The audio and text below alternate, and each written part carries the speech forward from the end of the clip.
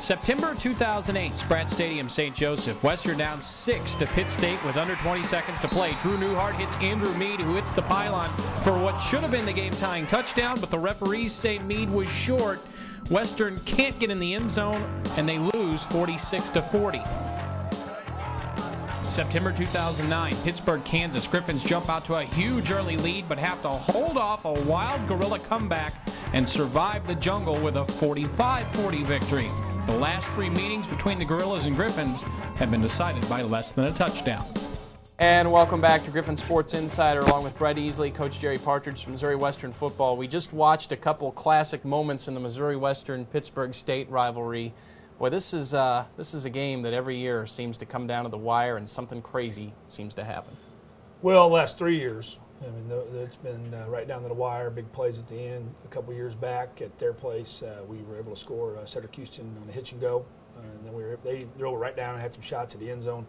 2 years ago, we had the dramatic goal line stand by Pittsburgh State, and then last year we were up big and really playing great football there, and just all of a sudden we quit playing pass defense, and then they stopped us a drive and ended up a close game. Coach B, Pittsburgh State, great football tradition. But this year they welcome a new coach in, Tim Beck, who's new to the head coaching role, but not new to their coaching staff. Do you expect to see the same type of thing offensively from them? Have already seen it. It's still Tim, and Steve Rampy is the offensive coordinator. Was a very, very successful head football coach at Blue Valley High School in Kansas. Has won multi-state titles, but he's more of a spread guy, and that's what I was kind of hoping for. Honestly, was to get it out there and not mash us. But it's Tim Beck's offense. It's pistol every snap.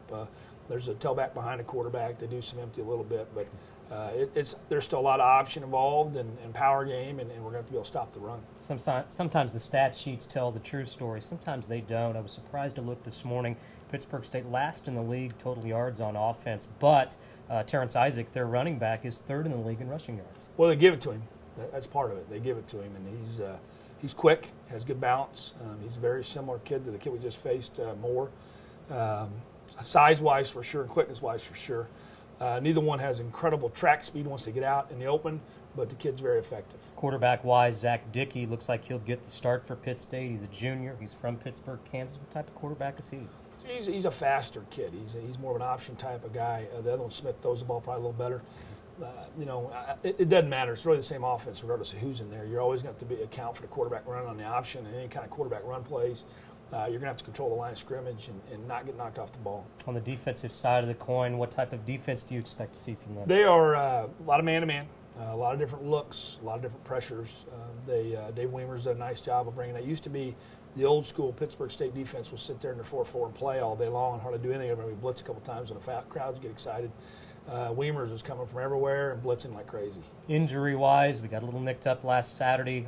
Tell us about our injury situation heading into this week. Probably the biggest one that we're concerned about is Brad Beckwith, actually. He got his back of his leg bruised on a kickoff, and it wasn't even involved in the tackle. He was getting blocked, and I had no idea he was injured, actually. And then halftime, Jay White had told me that he's gone. He can't do it. John Spielmeyer's got to do the kicking, and hopefully Brad will be back. He already practices anyway during the week. He's got class on Tuesdays and Thursdays, so we barely see him. So hopefully he'll be ready to go. And a kicker missing a lot of practice isn't a huge deal.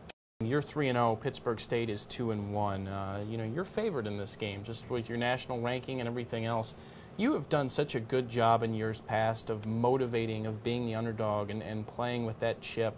And really talk about that transition the last couple of years where you've kind of emerged as the power team, as the favorite in this league. Has that changed your motivation for this team or your preparation? I don't know that we're necessarily emerged as a power because we haven't done anything. We've won the Mineral Water Bowl several years in a row, so I don't know that we put us. But you're nationally ranked every year. We are, for whatever reason, and honestly, I think we're about the same kind of club we've been forever. We've always had some good teams that just didn't get the credit, maybe, and this one, for whatever reason, is getting the credit. Maybe it's just years of being there, hammering your head into the ceiling, and you hopefully knock the lid off and get in there, and that's what's kind of happened. But we're going to play and practice and motivate the same way we always do. I mean, this is a great, proud tradition, Pittsburgh State, and they're going to come in, they're going to have their sea of red and gold, and it's going to be a televised football game with hopefully 7,000 people there, and we need to play well. I mean, they beat us last time at Spratt Stadium. There's a one-game losing streak going on at home. Okay, and we'll talk more about that TV game and coming up after the break. But, Coach, we've borrowed enough of your time. We appreciate it. Good luck on Saturday. Yep. That's Jerry Partridge. GSI will be right back.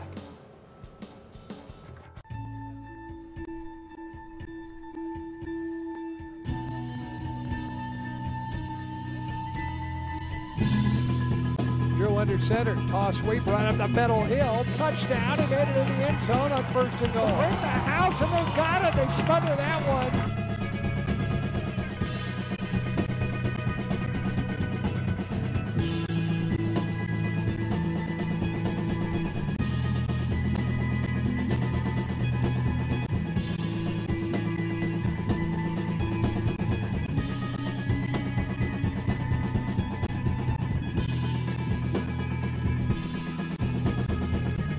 Get to the end zone, and he has set the record with that touchdown run. Let's pack Spratt in front of a live television audience on United Way Day, and you could have a chance to win $3,500. 271-4481 for tickets. Go Griffs!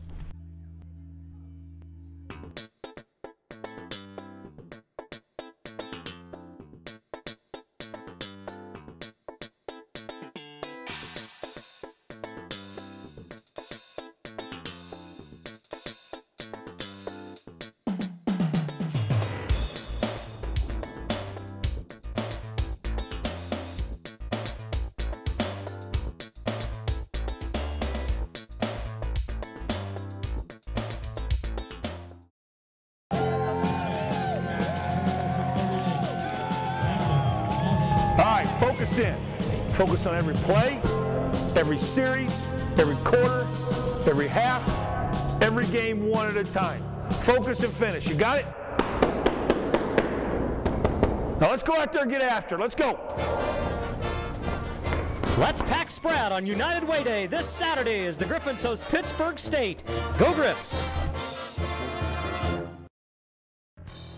Welcome back to Griffin Sports Insider. I'm Ryan Menley. This is Brett Easley. We're getting ready to wrap things up, but before we go, just a huge weekend for Missouri Western Athletics, Brett. Well, it really is. Always festive. It's Hall of Fame weekend 2010. We've got 4 individuals going into our Hall of Fame, along with the 1977 Griffin football team. Events Friday and Saturday night. However, Saturday's also a very special day as well. It's United Way Day at Spratt Stadium. A couple of really neat things going on, especially for fans. St. Joseph Cablevision has offered this promotion. If the attendance Saturday night reaches 7,000, they will donate $3,500 to the United Way campaign. And one lucky fan in the stands, we're gonna draw a ticket stub at random. And that lucky fan will also take home $3,500. So let's pack Spratt Stadium Saturday night. That's a nice trade-off, absolutely. $3,500. Come out and watch what's going to be a heck of a football game. It's going to be broadcast on MIAA TV, which is to more than 1 million homes around this region. But we want folks out at this game. We want to make this isn't just a game with Pittsburg State. That sells itself, but this really is an event. Well, it really is. You know, it's also Family Day. Events start in front of the stadium at 2 p.m. There's a pig roast tailgate at 4 p.m. All it's going to cost you $5 minimum donation to the United Way. But, you know, when we first saw the TV schedule come out, folks said, well, are you worried about folks staying home and watching it on TV? And you know what? Any game you watch on TV across the country, there's something to be said about being in the stands for a live TV broadcast. Right. It's a great atmosphere, and we want to showcase what we've got at Missouri Western. We have a great place to play now at Spratt Stadium. Not only is it a stadium, it's a complex with everything that's gone on out there, and we want to see 7,000, 8,000, 9,000 Screaming Griffin fans wearing their gold and creating a great atmosphere for this live television game. A big game. We're now ranked 8th in the country in the AFCA poll. It's the highest we've ever been ranked in the AFCA poll. And Pittsburg State coming in 2-1. It may not on paper be one of the better Pittsburg State teams, but it still says Pitt on the side of the helmet. And any time you play Pittsburg State, it's going to be a heck of a contest. Yeah, we've already talked about it. A wild finish in Pittsburgh last year, a wilder finish 2 years ago in St. Joseph. Missouri Western, if they can get another win, they'll be 4-0 and take that record to Maryville next week to meet the defending national champion Northwest Bearcats. First things first, and I like how Jerry Partridge spins it. He's got a great spin on everything. Well, we won at Pittsburg State last year. We have a 1-game losing streak to Pittsburg State at home, and no matter how that game finished 2 years ago, we still came up on the wrong side of the scoreboard. So this Griffin team's going to be ready. You know, anytime you've got a national ranking like that, you've got a big target on your back. And Pittsburg State, a team, folks are, you know, the verdict's still out on them a little bit. They've got a new coach, a little bit of a new scheme. But trust me, when they come into Spratt Stadium this weekend, we're going to get Pittsburg State's best shot. But I've got a feeling Pittsburg State's going to get our best shot as well. Yeah. Who would have thunk it? Griffins are 3-0. The Chiefs are 2-0. It's a good time for football fans here in St. Joseph. That is GSI, Griffin Sports Insider. We thank you very much for joining us, and we'll see you back here next week. Go Grips.